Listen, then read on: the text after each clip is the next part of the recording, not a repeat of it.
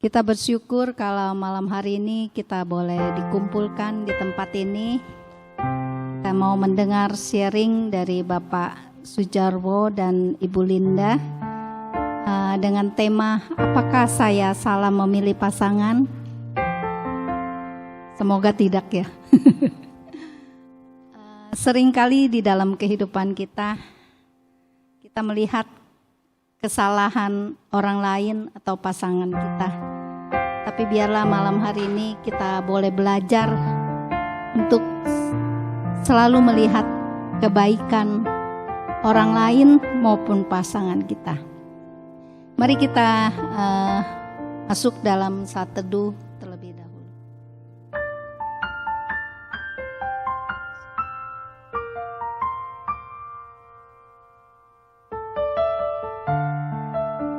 Bapa di dalam surga, saat ini kami datang ke hadirat-Mu Tuhan.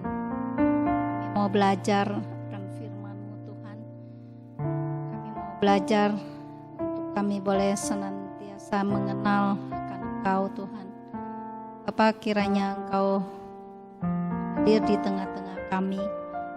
Kami juga ingat saudara-saudari kami yang mungkin masih dalam perjalanan. Kau sertai mereka. Kau pimpin mereka tibakan sampai di tempat ini dengan selamat. Terima kasih Tuhan, kami mau serahkan waktu ini ke dalam tangan-Mu. Kami serahkan doa ini hanya di dalam nama Tuhan Yesus kami sudah berdoa dan ucap syukur. Amin. Mari kita naikkan satu pujian.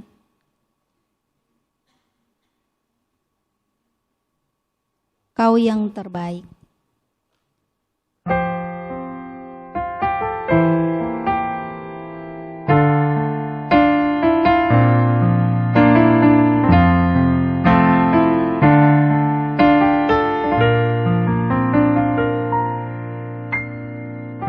Melupakan yang di belakangku, ku serahkan diriku hanya padamu Yesus, dan ku berlari kepada tujuanku. Kau beriku hari yang baru, yang lama telah berlalu.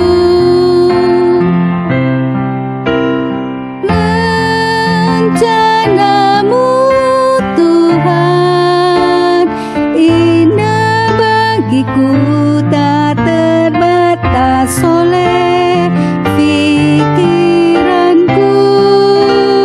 Firman-Mu ya dan amin, sumber kekuatan, Kau pengharapanku, Kau terbaik bagiku. Kita naikkan sekali lagi. Ku melupakan yang di belakangku, ku serahkan diriku hanya padamu Yesus, dan ku berlari kepada tujuanku. Kau beriku hari yang baru, yang lama telah berlalu.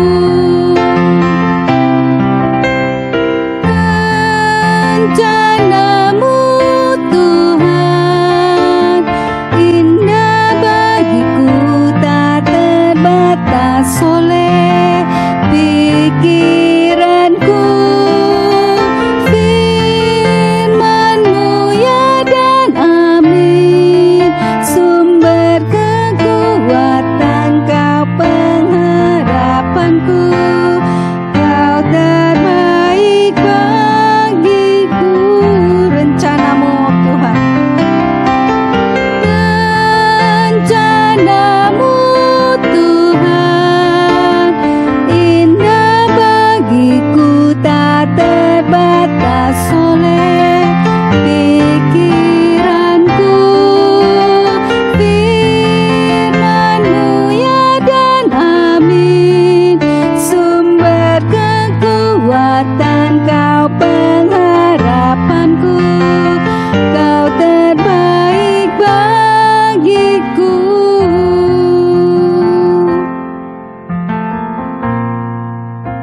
Bentar lagi kita akan mendengarkan sharing dari Bapak Sujarwo dan Ibu Linda. Mari kita sebelumnya kita naikkan pujian waktu yang tepat. Kita percaya Tuhan selalu menjawab doa kita, tapi kadang tidak selalu Tuhan menjawab doa kita. Saya 29 tahun menikah, tepat di bulan April besok. Banyak pergumulan yang saya hadapi, tapi banyak juga doa yang Tuhan jawab. Mari kita naikkan pujian ini.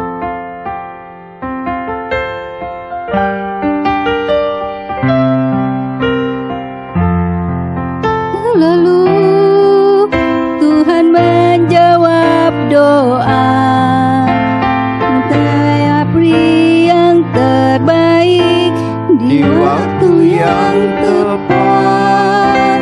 Izinkanlah Tuhan untuk bekerja, yang mustahil menjadi mungkin oleh karena percaya. Yesus mendengar lebih dari yang kudoakan. Yesus menjawab lebih dari yang kuharapkan. Dengan caranya di waktu yang tepat, ku kan melihat Dia jadikan semua tak salah.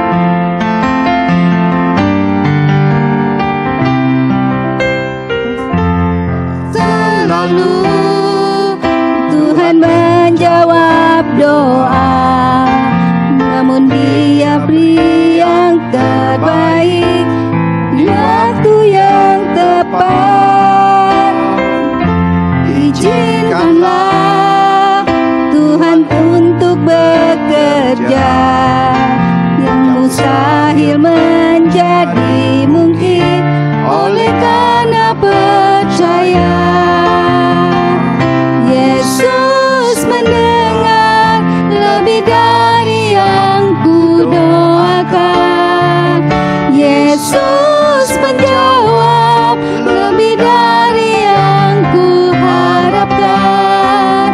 Dengan caranya di waktu yang tepat, ku kan melihat Dia jadikan semua. Yesus mendengar, Yesus mendengar lebih dari yang kudoakan. Yesus menjawab lebih dari yang kuharapkan.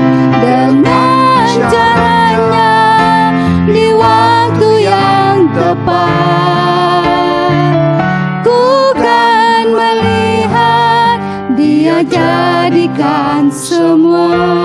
Waktu saya persilakan.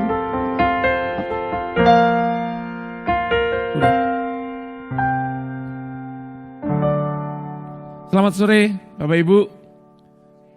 Senang sekali berkesempatan berjumpa kembali. Setelah berapa? 3 bulan yang lalu? Setelah 3 bulan, berapa? 3 bulan yang lalu Pak? 3-4 bulan yang lalu. Kami juga diberi kesempatan untuk sharing di sini. Saya Sujarwo, ini istri saya Ibu Linda, dan itu kakak saya Yosefin di belakang sana.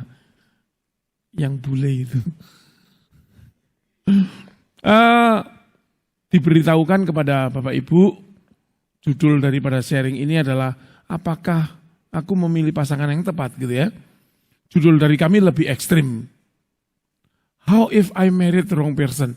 Bagaimana kalau ternyata saya menikah dengan orang yang salah, dengan orang yang tidak tepat. Padahal semua pasangan, semua orang punya obsesi menikah dengan orang yang tepat. Tapi definisi tepat itu apa? Itu yang sering menjadi perbincangan, bahan perdebatan, dan tidak ketemu gitu ya.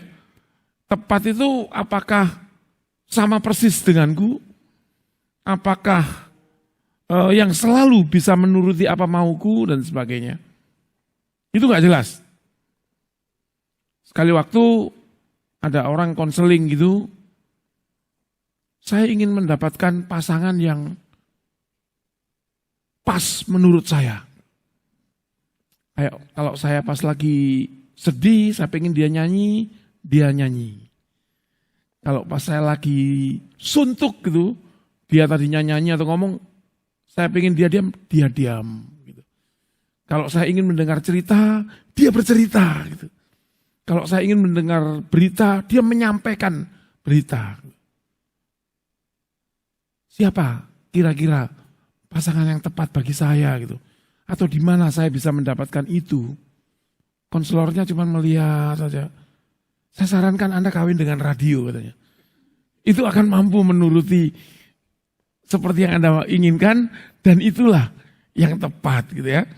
Nah, kembali lagi soal pasangan yang tepat, masing-masing kita punya definisi sendiri-sendiri. Punya batasan-batasan sendiri-sendiri, punya kriteria sendiri-sendiri, punya keinginan, punya obsesi sendiri-sendiri. Tetapi seringkali ya itu hanya sekedar wacana yang kalau ditelusur betul gak menjawab apa-apa tentang persoalan itu tadi. Apakah saya akan mendapat pasangan yang tepat? Tidak. Nah, seringkali kita sebagai orang Kristen kemudian mencari referensi gitu ya di Alkitab. Apa sih pasangan yang tepat itu seperti apa sih gitu? Wah, saya nggak bisa baca. Seperti di 2 Korintus 6 ayat 30 ayat 14 ya. Janganlah kamu merupakan pasangan yang tidak seimbang. Jadi jangan merupakan pasangan yang tidak seimbang dengan orang-orang yang tidak percaya. Kalau pasangan Anda orang tidak percaya, pasti tidak seimbang. Nanti ditegaskan di belakangnya ya. Sebab persamaan apakah terdapat antara kebenaran dan kedurhakaan? Atau bagaimanakah terang dapat bersatu dengan gelap? Kayaknya ngeraba deh. Oh, seimbang itu seperti itu gitu ya. Kalau dari Alkitab sama-sama percaya gitu. Tetapi apakah yang sama-sama percaya itu sehati juga? Apakah yang sama-sama percaya juga mempunyai pandangan-pandangan yang sama dengan kita? Ternyata belum tentu juga ya. Kemudian di Efesus 5 ayat 2. Dan hiduplah di dalam kasih. Sebagaimana Kristus Yesus juga telah mengasihi kamu dan telah menyerahkan dirinya untuk kita sebagai persembahan dan korban yang harum bagi Allah. Hiduplah dalam kasih. Jadi seimbang dan dalam kasih. Itu referensi Alkitab. Pertanyaannya adalah, apa benar kita selalu menggunakan itu di dalam memilih pasangan atau calon pasangan? Di dalam mencoba untuk lebih dekat kepada orang yang kita kenali gitu, apakah kita selalu menggunakan referensi-referensi itu? Atau ya kita dengan kriteria-kriteria kita sendiri. Seperti tadi. Memahami aku, mengerti aku, dan sebagainya. Sampai kesimpulannya radio tadi. Seringkali kita hanya berpikir kita pengen dicintai. Kita pengen mendapatkan ya cinta itu. Pengen mendapatkan pelayanan itu. Pengen mendapatkan servis itu. Saya selalu katakan kepada orang-orang yang ngomong demikian gitu ya. Bagi setiap orang yang ingin atau menuntut untuk dicintai, sebaiknya dia introspeksi. Apakah dia cukup pantas untuk dicintai? Seringkali kita tidak melihat sisi itu. Kita ingin mendapat kasih, kita ingin mendapat perhatian, kita ingin mendapat cinta gitu ya. Tetapi apakah kita pernah bertanya pada diri kita? Apakah cukup patut? Apakah cukup pantas? Dalam kondisi yang seperti ini, saya mendapatkan kasih, mendapat perhatian dan mendapat cinta. Itu seringkali kita tidak memikirkan gitu ya. Kehidupan bagaimanapun juga harus imbang.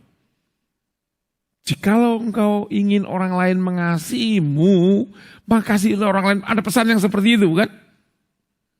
Dan pada akhirnya itu kita lebih memilih menggunakan kriteria kita sendiri. Saya ingin menyampaikan beberapa fakta yang menunjukkan betapa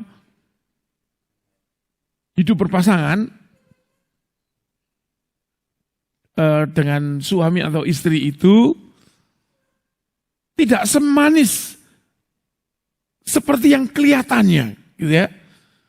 Ada survei di Amerika yang menunjukkan ini. Yang pertama, rata-rata 70% suami pernah berpikir untuk bercerai.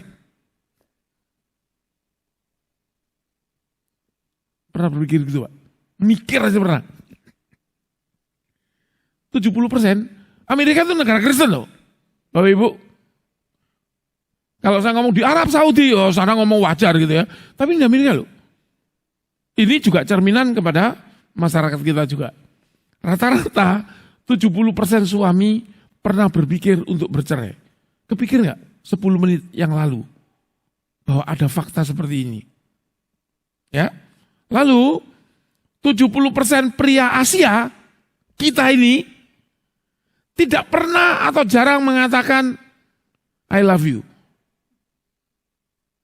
pada pasangannya. Ya kita mungkin nggak ngomong I love you ya, tapi ngomong I ini juga tidak, aku cinta kamu juga tidak, ya, aku tresno kowe juga tidak. Bahasa Batak apa? Ya, pria Asia seperti itu. Nah karena apa? Saya tidak termasuk 70% itu. Saya kerap mengatakan kepada Bu Linda, aku cinta kamu, tempe goreng gitu. Aku cinta kamu, teh manis. Tapi tidak, saya membiasakan itu ya. Fakta yang lain, 67% lebih pasutri memandang bahwa perasaan cinta itu sudah cukup untuk memasuki pernikahan. Jangan-jangan kita termasuk 67% itu. Di ruang konseling kami banyak menemukan orang-orang yang seperti ini. Menikah belum lama ribut-ribut soal uang, ribut soal siapa yang pakai mobil lebih dulu dan sebagainya. Modalmu kayak menikah dulu apa gitu. Ini dipikir asal saling mencinta itu cukup sebagai modal menikah. Yang penting cinta. Seorang ngomong panganan cinta itu. Tapi itu persoalannya ya. Terus kemudian di Amerika juga 67% suami dan 41% istri berfantasi seksual dengan orang lain yang mereka kenal. Saya tidak hanya mengatakan di Amerika. Ini survei dari Amerika. Tetapi apakah itu tidak mengimbas ke masyarakat kita juga? Mungkin saja mengimbas ya. Lanjutannya nih. Banyak pasangan suami istri yang berpikir jangan-jangan telah menikah dengan orang yang salah. Siapa dari antara kita yang pernah berpikir begitu? Jangan-jangan aku dapat pasangan yang salah ini gitu. Ya. Itu menghinggapi banyak kita. Itu bergerak liar gitu di antara kita. Efeknya apa? Perasaan tidak nyaman dan rawan konflik antar suami istri. Ini fakta-faktanya. Itu yang memicu kita untuk, ya kalau begitu bagaimana mendapatkan pasangan yang tepat? Atau sudah kadung kecebur gitu terus mikir, ayo aku mau berusaha mencari pasangan yang tepat gitu. Pencetus timbulnya perasaan salah pilih teman hidup. Ada macam-macam. Yang pertama, kalau alasannya cinta, itu karena dia punya gini. Sejak semula, saya sebenarnya tidak sayang sama dia. Lah kok nikah gitu. Jadi alasan itu dicari-cari aja. Kecuali nikahnya terpaksa. Ada yang nikah terpaksa? Ya, kalau alasannya cinta itu, oh nggak sayang sama dia. Makanya kayak nggak cocok itu karena nggak sayang sama dia. Dari dulu. Terus yang tadi ya Pak, kita lagi mengetawakan orang yang berpikir modal cinta aja cukup. Gitu. Ini malah nggak ada itunya gitu. Kemudian ada yang pakai alasan orang tua. Demi orang tua sebetulnya saya terpaksa menikah dengannya. Masih banyakkah dari kita menikah karena alasan desakan orang tua? Wis mengada-ngada ya. Kalau merasa tidak cocok, alasan apapun bisa ditemukan betul. Nah ini mungkin salah satunya ya. Lalu alasan ekonomi, ini yang terbanyak kami temui di meja konseling. Saya kira pasangan saya sudah mapan. Ternyata dia sangat bergantung pada saya secara finansial. Klise, tapi nyata gitu. Sekali waktu seorang istri itu ngomong sama suaminya, kamu sebetulnya sepanjang usia pernikahan kita ini membohongi aku loh Pak. Gitu. Kenapa kamu tidak pernah berkata bahwa kamu miskin? Aku sebetulnya dari dulu selalu berkata seperti itu. Responmu aja yang berbeda, persepsimu yang berbeda. Kan dari dulu aku mengatakan hanya engkaulah milikku di dunia ini. Lalu kamu ngomong, oh so sweet. So apa sih salah katanya. Ya, alasan seperti itu. Kemudian masalah seks. Dia bukan tipe pria idaman saya. Dia tidak maco gitu ya. Definisi maco nggak tahu, dia sendiri yang tahu. Maco itu yang seperti apa gitu. Kalau alasan-alasan ini keluar ketika orang belum menikah, sangat bisa dipahami. Dan penyelesaiannya gampang, ya nggak usah nikah gitu kan. Tapi udah menikah. Dan udah puluhan tahun baru ngomong begini. Lalu ini. Mitos ini yang paling menjengkelkan sebetulnya. Paling tidak realistis dan paling disukai. Jika ketemu pasangan yang wajahnya mirip saya gitu, berarti pernikahan kita bisa langgeng. Paham maksudnya? Mungkin maksudnya seperti ini. Ya, mirip mukanya. Oh iya, orang yang menikah dan langgeng itu karena mukanya mirip. Jadi orang cenderung mencari orang yang mukanya mirip supaya langgeng. Bagaimana kalau dianya begini? Masa mencari yang mukanya seperti itu juga supaya langgeng? Jadi akhirnya persoalan mencari orang yang tepat itu selalu diperhadapkan pada pertanyaan-pertanyaan seperti ini. Seperti apa tepat itu? Apa indikatornya? Panjang kupingnya sama, warna rambutnya sama, mancung hidungnya sama gitu. Contohnya apa gitu?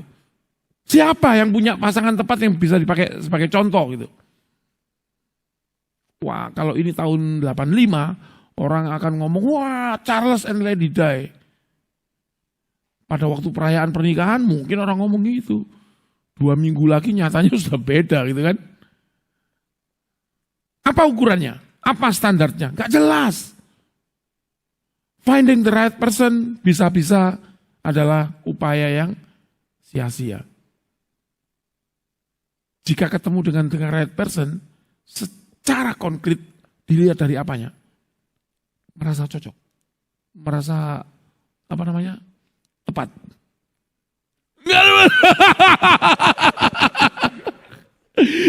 Kalau tadi jawabnya iya, saya akan tanya apa kriterianya gitu. Ya. Nggak apa-apa, sebentar lagi saya akan menghibur Anda. Apanya? Dari apanya bisa terdeteksi? Finding the right person. Kalau kita penasaran dengan itu, yakinlah kita tidak akan pernah menemukan jawabnya. Menurut Scott Heltzman, Scott Halsman ini seorang psikiatris dan penulis buku. Buku rahasia pernikahan yang bahagia bagi pria. Dia juga menulis rahasia pernikahan yang bahagia bagi wanita. Tapi dia juga menulis rahasia pernikahan yang bahagia bagi keluarga. Apa Scott Halsman bilang? Dia ngomong bahwa we all married the wrong person. Bahwa sesungguhnya semua kita menikah dengan orang yang salah. Dengan orang yang tidak tepat. Loh, kenapa begitu? Karena kenyataannya pasangan kita kan tidak selalu sesuai dengan apa yang kita kriteriakan. Betul? Kecuali kalau itu radio. Ternyata pasangan-pasangan kita tidak selalu sesuai dengan yang dikriteriakan. Bahkan saya yakin begitu juga perasaan Bu Linda. Ada banyak hal-hal yang disayang tidak dikriteriakan beliau, tapi itu terjadi dan kami happy itu. Ya, lalu apalagi? Berbeda dengan obsesi dan ideal kita. Maunya Bu Linda, saya pria sehat. Gak perlu berotot, tapi gak usah rencana bypass gitu loh. Saya harusnya hari ini bypass. Tapi rencana-rencana operasi saya selalu dibatalkan karena GKBJ loh Pak. Bener, undang saya sering-sering supaya saya tidak mengalami itu. Pada waktu saya pertama kali datang kan mau dikateter ya Pak. Ya, gak jadi hari itu loh. Karena gak dipanggil-panggil lah kami ke GKBJ. Terima kasih. Tidak sepenuhnya oke dan mengokekan kita. Betul, betul Pak. Bu, tidak selamanya mengokekan kan? Dan tidak selamanya diokekan, betul. Ya, tapi gak apa-apa Pak. Karena menurut Scott Halsman, memang kita ini menikah dengan orang yang tidak tepat. Kenapa? Karena buktinya ini gitu. Jadi gak sendirian, seandainya tadi ngomong, gak tepat, gak apa-apa, yang lain juga begitu gitu ya. Kalau Anda Malang, semua Malang. Saya orang Malang. Lahir di Malang maksudnya. Mengapa demikian? Juga pasangan yang sangat sedikit kita kenali. Itu semakin hari, itu enggak semakin lebih mengenal pasangan loh.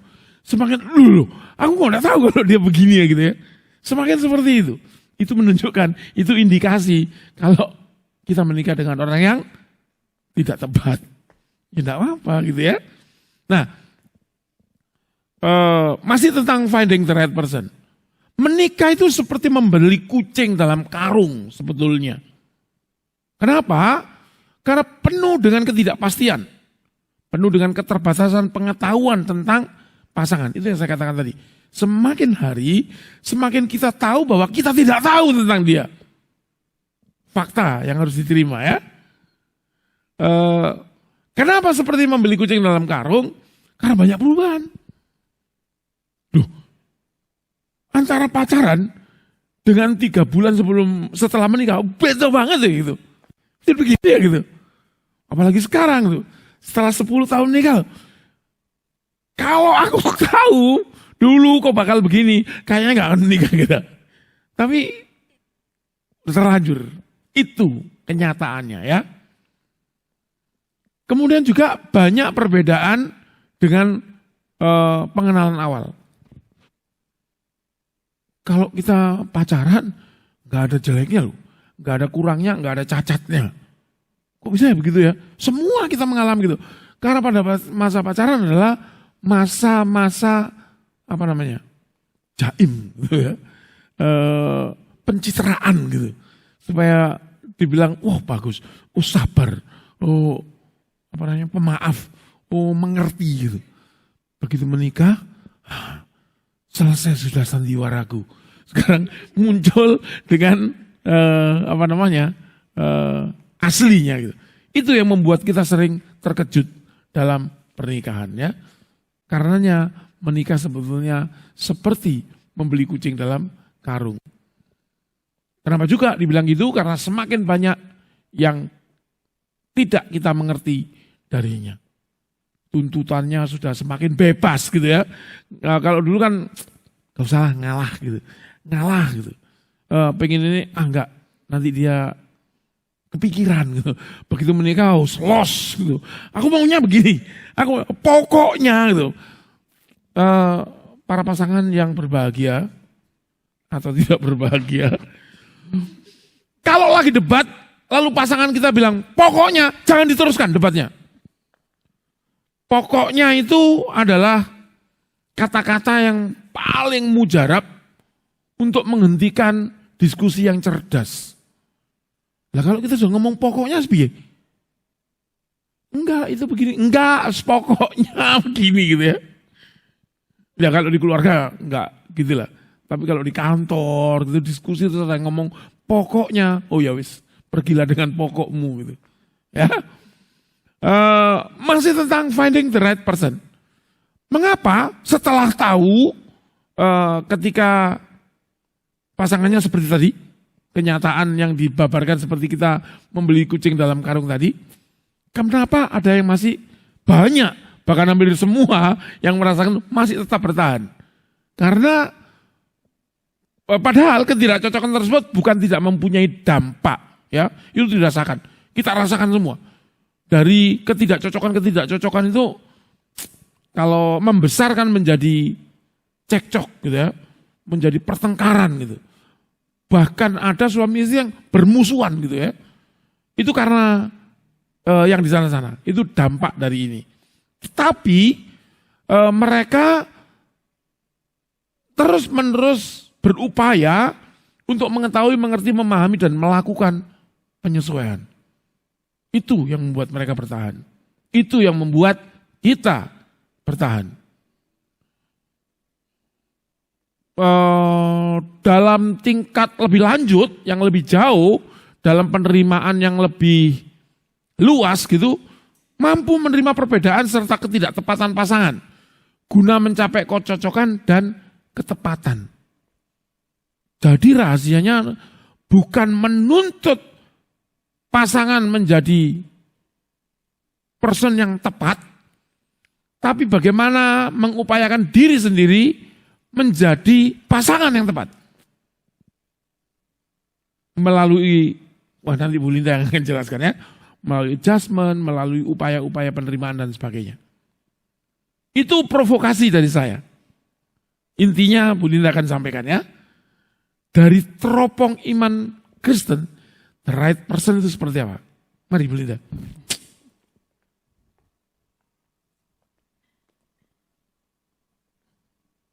Selamat malam Bapak Ibu.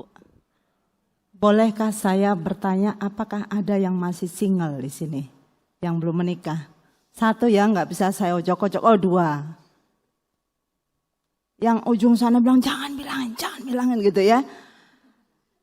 Sebetulnya materi ini akan sangat cocok buat Anda yang belum menikah. Karena Anda akan punya kaca pembesar hari ini.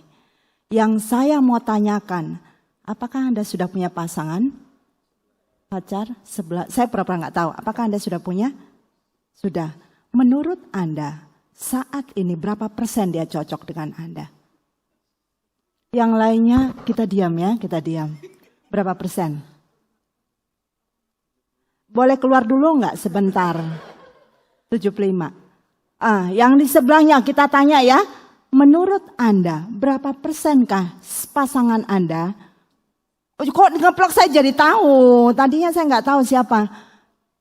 Cocok hari ini. Kita pakai ilmu cocokologi ya. Berapa? Jangan pakai tanya-tanya, jangan. 75. Di sebelah sana tadi ada ya. Sudah punya pasangan? Iya. Belum menikah. Berarti saya boleh tanya ya. Menurut Anda hari ini, berapa persen pasangan Anda cocok akan dijadikan pendamping hidup? Pak, jangan dibantuin dong Pak. Nanti Bapak yang tanggung jawab loh di pernikahan.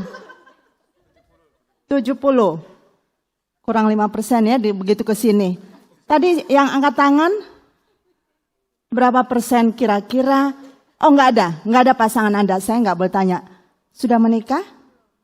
Berapa persen? Sudah punya pasangan? Berapa persenkah pasangan Anda cocokologis hari ini?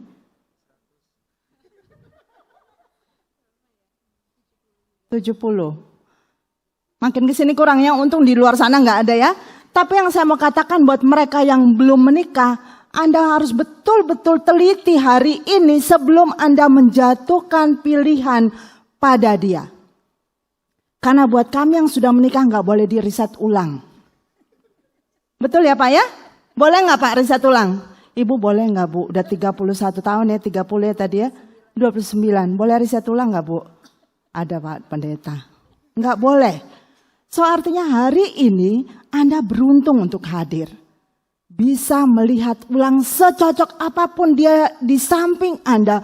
Ngobrol dengan Anda, jangan tertipu dengan fenomena. Karena yang Anda lihat hari ini belum tentu itu yang Anda lihat ketika menikah. Betul ya Pak? Berapa Bu melesetnya Bu? Setelah menikah. Bu jangan colek Bapak, nanti Bapak kita urusin Bu. Berapa persen Bu melesetnya? Di awal. Tentunya setelah sekarang adjustment pasti akan lebih banyak lagi. Saya pengen nanya tapi Bapak udah ketawa duluan. Bu berapa persen melesetnya Bapak Bu? 2%. Ibu baik banget ya. Pak peluk dong Bapak Ibunya. Maksudnya cocoknya, melesetnya 2%. Ah? Cocoknya 2%, 19. Astaga naga. Makasih buat kejujurannya Bu. Berarti Ibu melakukan adaptasi 98%. Ibu layak dapat bintang. Pak peluk Pak. Wah Bapak pelit. Nah kita lihat Bapak Ibu buat yang mau menikah coba ya perhatikan baik-baik sebelum Anda kemudian meminta Pak Paul untuk memberkati. Tadi saya katakan nggak boleh direset ulang. Dan memang Anda harus berjuang sampai Tuhan memanggil kita, itu baru finish. Nah buat kita yang sudah menikah, berbahagialah kita malam ini bisa hadir di sini. Dan ini sebetulnya dalam rangka Valentine. Jadi kita yang sudah menikah masih berhak untuk Valentine. Sehingga jangan lupa mengucapkan I love you kepada pasangan Anda walaupun nggak Valentine. Ya ini hanya untuk prolog saja supaya kita tetap mengingat bahwa oh aku masih mencintai pasanganku. Nah kita mau lihat hari ini. Apa yang dikatakan oleh iman Kristen berkaitan dengan bagaimana kalau saya menikah dengan orang yang salah. Udah gak bisa diriset ulang, cuma 2% cocoknya gitu ya. Kalau yang gak cocok 2% oke lah gitu. Tapi kalau gak cocok 98%, setiap ngelihat dia kayaknya gak bisa tidur nyenyak gitu ya. Mau ke dapur rasanya ada yang pengen dipecahin gitu. Nah kita lihat, ternyata kita melihat bahwa tuntutan Alkitab, kita harus takut, taat, setia, dan cinta pada Allah.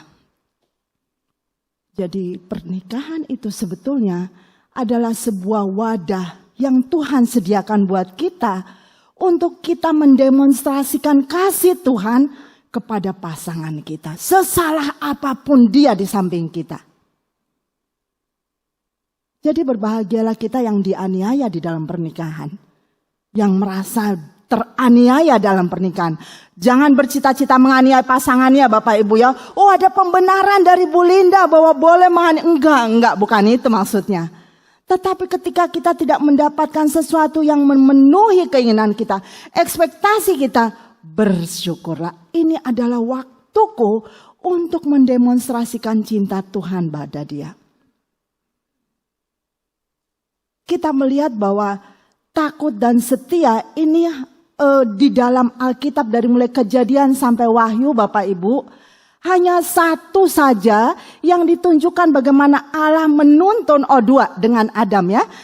Allah menuntun untuk mendapatkan pasangannya. Kalau di sini dikatakan tentang Ishak.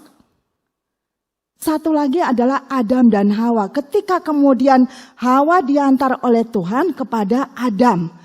Jadi Bapak Ibu kita nggak boleh ngarang mengatakan, oh Tuhan yang memberikan dia kepada aku. Setelah kita dipukulin kita bilang, habis Tuhan yang kasih dia pada aku. Enggak Bapak Ibu, percayalah. Kita diberikan hikmat oleh Tuhan untuk mengenali suara Tuhan. Ketika saya bertanya, betulkah Tuhan berbicara mengatakan, hai Hawa, dialah pasanganmu gitu. Apa yang dia katakan? Enggak sih Bu. Sebetulnya udah ada tanda-tanda dari dulu. Berkali-kali begini, dia pernah mukul saya di dalam waktu kami pacaran. Belum lagi yang dia kemudian ninggalin saya di tengah jalan. Ibu tahu itu di tol. Jadi Bapak Ibu, ketika itu sudah terjadi, itu adalah suara Tuhan.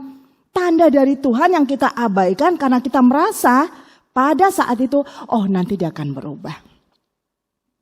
Di dalam pernikahan aku akan merubah dia seperti boneka yang kita klik di punggungnya ada ya Bapak Ibu ya. Begitu kita putar dia akan tuk gitu ya. Saya pernah belikan anak saya boneka ayam yang bisa muter begitu. Kita berpikir pasangan kita bisa kita ubah nanti setelah menikah. Jadi ketika Tuhan memberikan kepada kita tanda, maka kita harus bertanya kepada Tuhan. Jangan kemudian seperti Gideon juga, Tuhan kalau dia basah di sekitarnya dan kemudian bulu ini kering, maka itu adalah tanda Tuhan. Bukan seperti itu, tetapi peka terhadap suara Tuhan. Ini buat yang belum menikah. Jadi malam ini Bapak jangan minta tanda itu ya Pak, karena sudah lewat ceritanya. Nah, kita melihat yang kedua adalah sevisi dengan Allah bagi keluarga. Apa sih Bapak Ibu yang dikatakan 2 Korintus tadi kita baca di ayat 6 ayat 14, bahwa janganlah menjadi pasangan yang tidak seimbang bagi mereka yang tidak percaya. Banyak kita yang tertipu. Kita betul-betul rohani dan merohanikan segalanya dengan menganggap siapapun yang di gereja itu adalah anak-anak terang. Siapapun yang puasa adalah anak-anak terang. Siapapun yang rajin berdoa adalah anak-anak terang. Bapak Ibu, mereka yang suka main jampi-jampi rajin puasa loh Bapak Ibu. Waktu saya mau jadi pengantin, yang mendandani saya bilang, saya puasa 3 hari 3 malam. Dia bukan seiman dengan saya. Jadi kita tidak boleh terlalu terlena dengan kriteria kita sendiri, bahwa semua orang di gereja itu adalah anak-anak terang. Tetapi PR-nya adalah apakah saya bisa mengupayakan diri saya menjadi anak terang. Tidak memakai gereja sebagai kedok saya saja, tetapi saya bisa menyalurkan kasih Tuhan melalui diri saya, kehadiran saya di gereja buat orang di sekitar saya. Pergi ke gereja, pulangnya mukul istri atau mukul suami. Ada nggak istri mukul suami? Ada Bapak Ibu. Nah itu bukan anak terang. Ketika dia mengatakan dia anak terang, dia takut akan Tuhan Bapak Ibu. Tadi yang pertama ini, takut, cinta Tuhan. Ketika dia sampai di rumah dia cuma tinggal tidur dan gak bertanggung jawab atas istri dan anak-anaknya. Gak peduli istrinya mau makan kah, anaknya mau sekolah. Itu bukan anak terang. Mereka yang takut akan Tuhan akan menjalankan tanggung jawabnya untuk membuat keluarganya melihat kehadiran Tuhan. Itu seharusnya. Nah kita lihat sehingga ini harus menjadi satu hal yang lebih tajam lagi pada kita. Ketika kita bicara tentang menjadi orang yang seimbang dengan kita, pasangan yang seimbang buat mereka yang belum menikah, kenali apakah dia mencintai Tuhan dengan seluruh hidupnya atau enggak. Apakah dia betul-betul menyerahkan hidupnya untuk Tuhan, atau gereja menjadi tempat pelarian dia supaya dia enggak kerja. Kita nggak tahu, banyak orang punya motivasi pelayanan Bapak Ibu, cari panggung mungkin. Atau mungkin dia memang ingin melepas tanggung jawab. Atau mungkin dia ingin cari hiruk pikuk. Atau mungkin dia pengen cari teman, banyak. Pak Paul sendiri tahu bahwa ada stages iman yang dari Fowler. Di mana di situ dikatakan yang pertama sekali dia datang ke gereja hanya untuk duduk dan merasakan, wah di sini AC-nya enak, seperti itu. Tetapi kita mau katakan bahwa yang ketiga adalah mau hidup sebagai hamba bagi pasangan. Saya pengen ngajak kita untuk membuka dari Efesus 5 ayat 22 sampai 25. Di bagian yang hai para istri, suami yang bicara. Kemudian di bagian yang hai suami, nanti istri yang berbicara. Boleh ya Bapak Ibu ya? Supaya saya enggak malu dilihat Bapak Ibu, kita semua saling lihat-lihatan. Para suami bacalah 22 sampai 23. Kemudian nanti saya baca 24. Para istri baca kebalik. Para istri bacalah 22-23, saya 24, para suami bacalah 25 dan 26. Silakan, para istri sudah ketemu? Efesus 5 ayat 22, mereka yang belum menikah dikategorikan wanita itu membaca 25, 22 dan 23. Yang pria nanti yang belum menikah juga ikutan di 25, 26. Sudah? 3, 2, 1. Hai istri,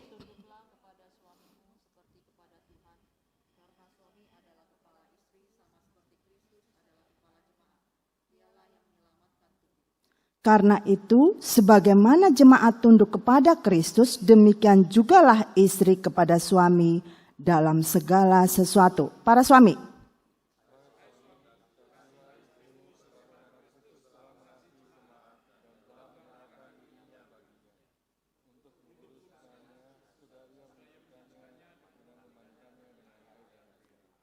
poin yang mau saya garis bawahi di sini adalah tanpa ada jiwa pelayanan, mengasihi, penundukan itu tidak akan terjadi Bapak Ibu. Kenapa? Natur dosa kita sebagai manusia membuat kita menjadi manusia yang egois. Menjadi manusia yang, jangan sampai kita disuruh untuk merendahkan diri kita di depan orang lain. Apalagi pasangan kita yang tahu cacat gitu ya, cacat kelakuannya. Jadi Rasul Paulus memberikan ini kepada kita satu guidance. Bahwa ada perintah untuk mengasihi bagi para suami. Ada perintah untuk tunduk kepada para istri. Tentunya tunduk ini diparalelkan seperti Kristus terhadap jemaat. Artinya Bapak Ibu, para suami tidak boleh semena-mena di dalam memahami ketundukan ini. Ketika meminta istri tunduk, kemudian dia bilang, udah, kamu pokoknya ke sana, kamu gak usah banyak ngomong, kamu jadi apa? Saya harus ngomong. Ada seorang suami yang mengatakan kepada istrinya jadi pelacur. Tetapi ini bukan tunduk yang dikatakan oleh Rasul Paulus.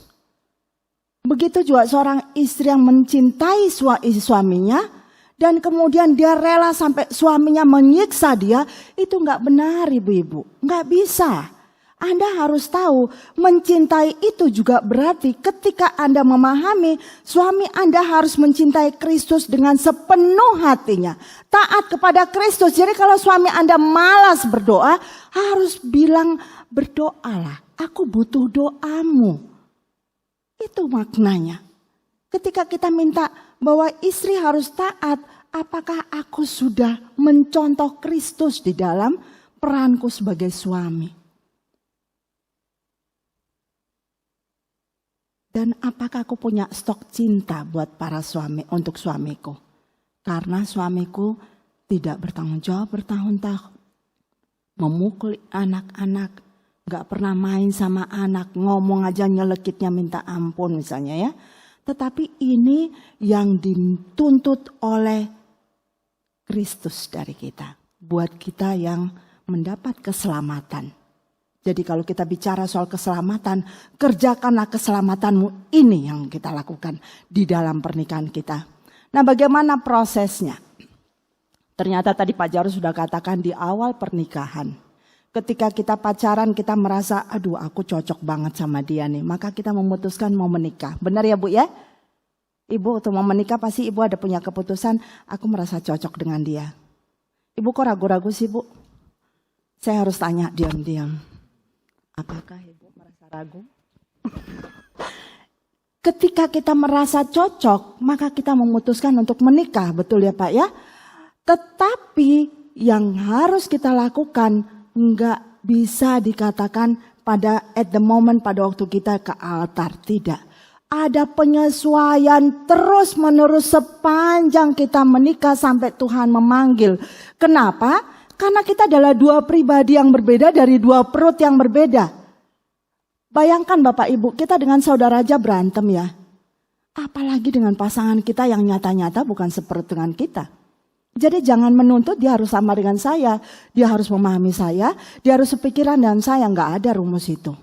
Karena ternyata kita berbeda dari tempat yang berbeda. Latar belakang keluarga, edukasi, apalagi budaya, sosial, spiritual mungkin berbeda juga. Dan kemudian yang kedua adalah bagaimana kita fleksibel. Kalau dulu kita tuh kaku sekali, Bapak Ibu, saya ingat sekali waktu kami baru menikah. Saya tuh model yang udah tertibnya seperti tentara, kata Pak Jarwo. Jadi saya mau kalau misalnya di kamar itu piyama. Begitu keluar harus ganti piyama. Anak-anak lahir kan gak bisa begitu Bapak Ibu ya. Kadang-kadang mereka pengen pakai piyama terus bapaknya datang lari ke bawah. Gitu ya, peluk bapaknya pas bapaknya pulang kantor. Saya gak suka itu. Bagi saya mereka kotor lagi karena bapaknya baru dari luar gitu. Tetapi dengan bicara soal saya menikah, bukan masuk camp konsentrasi, maka saya merubah diri saya. Saya dulu Bapak Ibu, kalau saya udah susun jadwal Bu, saya nggak mau itu miss. Harus jam sekian sampai jam sekian, jam sekian sampai jam sekian, itu Linda dulu. Tetapi sejalan dengan pernikahan kami, saya tahu bahwa saya harus fleksibel, supaya orang sekitar saya nggak menderita. Jadi bukan memanjakan Pak Jarwo dan anak-anak, bukan. Tetapi supaya mereka tidak menderita dan merasakan kebahagiaan hadirnya saya. Jadi ini yang disebut dengan flexibility. Tapi jangan terlalu fleksibel juga. Oh makan pagi jam 10 malam. Ya enggak fleksibel namanya itu. Itu keterlaluan ya, kebangetan. Jadi flexibility dalam hal seperti itu. Saya kasih contoh tadi ya. Kemudian learning attitude. Jadi kita punya sikap belajar. Kenapa saya mengatakan begitu? Tanpa ada learning attitude, kita tidak mungkin ada adjustment atau penyesuaian. Keinginan untuk memahami pasangan dari hari ke hari. Kok dia begini ya? Kok dia kaos kakinya bisa sampai seminggu nggak dicuci ya? Terus pakai kaos dalam di dalam rumah. Belum lagi kalau ada yang nggak suka pakai kaos di dalam berkeliaran, saya nggak suka gitu ya. Belum lagi yang kadang-kadang piring habis makan ditaruh begitu. Terus makan misalnya dicicip-cicip dari tempat makan yang utama gitu ya. Nah, learning attitude adalah ketika kita tahu bahwa ada aturan di dalam keluarga yang gak kebangetan, kita mau untuk belajar, untuk menyesuaikan tadi. Jangan kita bilang, ya udahlah saya udah dari dulu kayak gini, kamu mau terima syukur, nggak terima ya udah. Kan banyak ya Bu ya yang ngomong begitu ya. Dan kalau sudah seperti itu Bapak Ibu, yakinlah kita tidak sedang mengaktifkan Roh Kudus di diri kita. Saya percaya sekali di dalam diri setiap anak-anak Tuhan ada Roh Kudus. Tetapi pertanyaannya adalah apakah kita sudah mengaktifkan itu atau belum?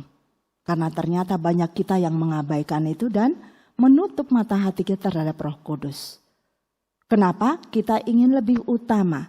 Kita merasa lebih hebat, kita merasa lebih tahu dan kita merasa sebagai Tuhan. Nah itu yang terjadi. Bagaimana yang berikutnya? Mendengarkan. Pak, Bapak yang di belakang, mendengarkan gampang gak sih Pak? Bukan di belakang sana Bapak. Mendengarkan gampang gak sih Pak? Enggak ya Pak ya. Gimana kalau misalnya istri, rasanya gimana Pak? Gak nyaman ya Pak ya. Sebel gak Pak? Welcome to the jungle Pak. Artinya Bapak Ibu, skill mendengarkan itu ternyata harus dimiliki buat mereka yang mau menikah. Mereka yang mau menikah, saya tunjuk aja ya. Karena kalau saya ngomong begini nanti bapak yang lain, aku mau menikah. Enggak, bukan untuk bapak-bapak yang udah menikah ya. Jadi mendengarkan kenapa disebutkan? Karena terlalu banyak informasi dalam satu frase, satu paragraf yang kadang-kadang sebetulnya itu maunya A, tetapi ngomongnya ke sana kemari, ke sana kemari, ke sana kemari gitu ya. Nah, kami para wanita pandai sekali begitu Bapak-bapak, yakinlah. Yang kalau mau ngomong ke sana itu ke sana dulu muter, baru ke situ gitu. Salah sendiri mau menikah dengan kami ya. Jadi Bapak-bapak yang sudah menikah berarti harus mulai belajar mulai malam ini untuk mendengarkan. Karena Bapak-bapak sudah memilih untuk menikah. Nah buat kita para istri juga ada hukumannya. Cobalah untuk mengurangi kalimat yang terlalu panjang. Karena para bapak ini ternyata dilahirkan dengan verbal skill yang miskin. Kita tuh 1:5 Bapak ibu-ibu. Bapak-bapak kita punya keterampilan untuk ngomong itu 1, kita tuh 5. Jadi nggak heran kalau kita tuh cucut. Terus kita bilang, tadi denger nggak? Apa sih ngomong apa tadi? Kamu nggak dengerin, kamu kemana tadi? Gitu ya. Emang dari sononya mereka memang punya miskin verbal skill. Kasihanilah mereka. Ya Bu ya, jadi jangan kita bebani dengan kalimat panjang-panjang. Kita kasih meaningnya apa sih? Maksud saya ini loh, tadi kamu harusnya bisa main sama anak-anak. Kenyataannya kamu pulang kantor cuma pegang handphone doang. Maksudku itu tadi. Ya udah ngomong gitu aja, kenapa sih? Gitu kan misalnya. Nanti kamu marah kalau aku langsung ngomong gitu. Enggak, aku enggak marah misalnya. Mendengarkan bapak-bapak. Mulai malam ini ya Pak ya. Oke, Bapak cuma 1 yang manggut, yang lainnya bukan bapak-bapak.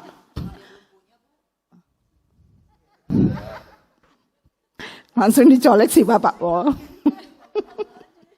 Pak.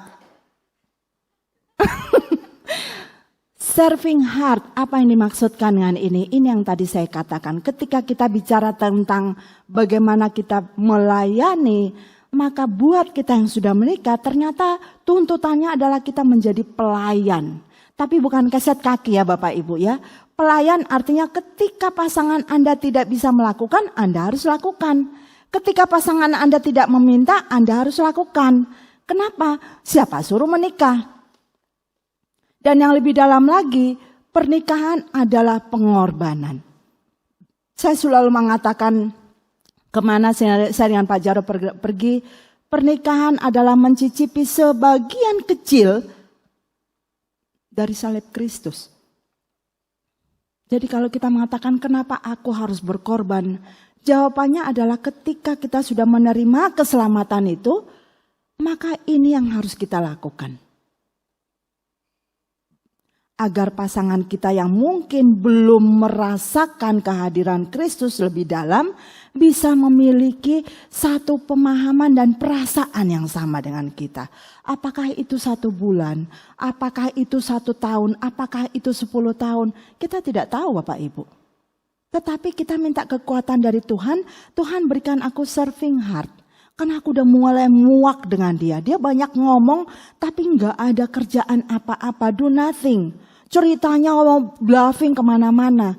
Dan aku lihat bagaimana dia terhadap keluarga, aku yang kerja buat keluargaku. Tetapi serving heart adalah Tuhan menuntut setiap kita memberikan lebih daripada yang kita bisa. Kenapa? Karena ada Roh Kudus yang menggerakkan kita. Kalau memberikan apa yang kita bisa, itu kita semua bisa menggerakkan itu secara manusiawi. Bagaimana dengan rasa syukur? Ketika kita digencet oleh penderitaan, oleh pasangan yang ngomel, pasangan yang suka memukul, pasangan gak bertanggung jawab, pasangan suka selingkuh. Apakah masih ada rasa syukur di situ Bapak Ibu? Nah bicara tentang ini saya mau mengaitkan dengan ketaatan tadi. Ketika berbicara tentang pernikahan itu adalah segitiga di mana ada suami, istri, dan Kristus di dalamnya. Kita sebut sebagai marriage takes 3. Apa yang dimaksudkan di situ? Melihat bahwa pernikahan itu bukan cuma saya dan pasangan saya dan suami saya dan istri saya, bukan cuma itu. Tetapi ada Kristus yang menutup segitiga ini, yang membuat kita di dalam segala apa yang kita lakukan, arahkan pandangan kita, fokus kita kepada Kristus. Dan itu yang membuat kita melahirkan rasa syukur setiap hari. Terima kasih Tuhan. Tuhan hadir di dalam penderitaanku. Terima kasih Tuhan masih membawa saya sampai hari ini. Seorang istri 35 tahun mengatakan dalam umur 35 tahun pernikahan mereka, suaminya selingkuh berturut-turut dengan berkat banyak orang. Pada akhirnya dia mengatakan terima kasih Tuhan. Kalau ini tidak terjadi, saya tidak pernah dekat dengan Tuhan. Saya tidak punya pengenalan akan Tuhan. Siapa yang di situ kita yang sakit jiwa? Si istri yang selingkuh kah atau yang diselingkuhi atau suami yang selingkuh?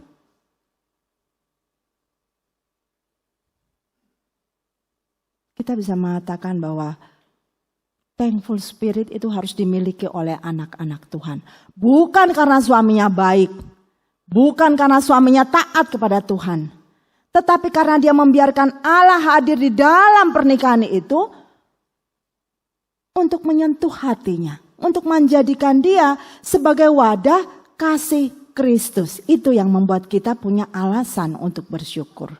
Sakitkah? Pasti sakit Bapak Ibu. Di dalam setiap hari pernikahan Bapak Ibu yang mungkin tidak nyaman, tidak damai, tidak ada sukacita, saya tidak bisa mengatakan itu mudah. Pasti luka itu terus menerus berdarah dan itu mungkin di tempat yang berbeda-beda.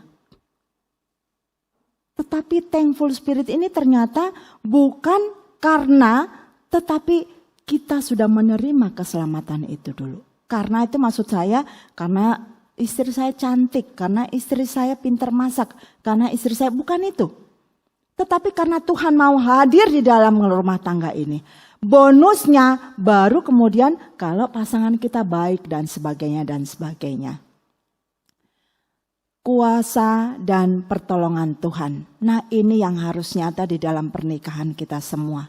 Lepas dari kita setahun, 5 tahun, 30 tahun, 50 tahun. Ternyata itu adalah kuasa dan pertolongan Roh Kudus. Bukan kekuatan kita masing-masing. Makanya Bapak Ibu, kita akan berlutut dan meminta Tuhan tolong saya menjalankan pernikahan ini karena saya merasa tidak kuat Tuhan. Saya merasa tidak sanggup Tuhan. Saya merasa hati saya selalu berdarah Tuhan. Tetapi bisa jadi kita adalah bagian dari mereka yang mungkin merasa harapannya tidak terpenuhi di dalam pernikahan. Ada ya Bapak Ibu ya, kita punya harapan menikah dengan dokter, ternyata kita menikah dengan tukang jamu keliling misalnya. Jauh sekali ya Bapak Ibu ya, iya itulah hidup. Nah kalau kita tidak coba berdamai dengan diri sendiri, berdamai dengan keadaan, maka kita akan menjadi manusia yang stres. Dan kita tidak akan mampu melihat Tuhan, boro-boro lihat Tuhan gitu ya. Kita merasa Tuhan kok menyiksa aku seperti ini sih gitu. Maka kuasa dan pertolongan Tuhan saja yang menyelamatkan dia. Jadi Bapak Ibu bagaimana? Kalau ternyata hari ini kita menyadari bahwa saya menikah ternyata dengan orang yang gak tepat. Orang yang salah. Orang yang benar-benar saya gak pernah pikirkan. Yang dulu saya bilangnya 1, dia di angka 10. Tetapi dalam bentuk minus gitu ya. Maka kita tahu bersama, kita juga sebetulnya bukan orang yang tepat. Kalaupun pasangan kita menikah, dia udah baik nih ya. Ada sepasang suami istri, suaminya bilang, lihat nih, ini dulu cantik nih istri gua. Sekarang lihat jeleknya minta ampun. Istrinya bilang apa? Iya karena nikah malu. Artinya apa? Tidak ada seorang pun kita yang bisa mengatakan tepat. Saya adalah orang yang tepat. Tidak Bapak Ibu. Yang ada adalah bahwa kita setiap hari berproses terus menerus. Justru itu pernikahan Kristen itu kata kuncinya adalah pertumbuhan. Kita bicara di stonewalling waktu itu ya. Pertumbuhan. Itu ongoing proses. Kita berproses terus menjadi Christ-like. Bagaimana menjadi figur Kristus bagi pasangan kita, bagi anak-anak kita, bagi keluarga kecil kita, bagi keluarga besar kita, bagi jemaat kita, bagi gereja kita. Dan ini akan berdampak multiplier effect. Mari kita lihat. Menurut teropong iman Kristen, masih terbuka lebar harapan itu. Ketika kita melihat bahwa ternyata pernikahan saya bukan tentang saya dengan pasangan saya saja.